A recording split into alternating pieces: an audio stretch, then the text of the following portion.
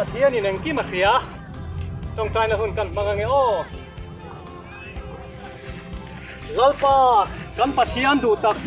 min khongai tu ram hi ita ania om lawata oma min dina namro pui taka min siama e ram mi zon chu ram hi min pe boka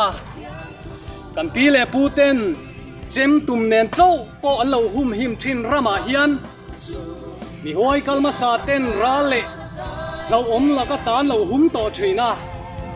hi senin an lo char nan to train voina hian kan ram din mun hetiang hian ya kan ngai hle mai chea ilam kan lo hoi ani nangin kan chunga khongai takin ikut chak tak than min thuam la kan du'a tin he kan boruak awanga khe om tuar zong zong te tan po kan chong trai saka tin tun din huna zoram mi puiten buai hi kan cholo amaro chu atrulani chuan eng po kan huamani ti kan tilang to a kan ram hruai tu te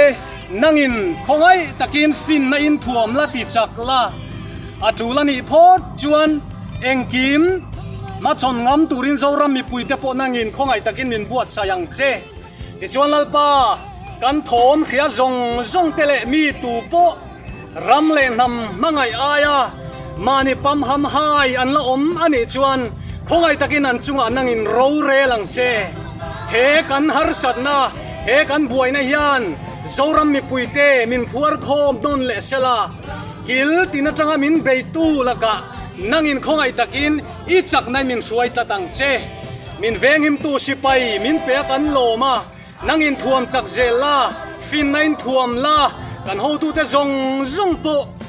nangin tharawin suai ta tang che ti chuan he ram hi nangin min pek ania ram ro pui tak min pe a nam ro pui taka min siama ram le nam hum hale hi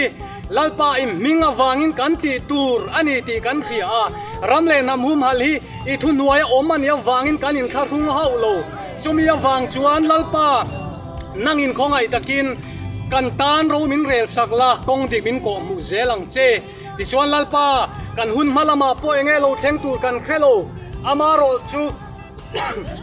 nang kan zinga lo tel la ivan tir ko ten kan ding le ve amin veng tlat ro se kan lalpa isu Krista mingin kan dila che amen Isuna kan wai zo kan star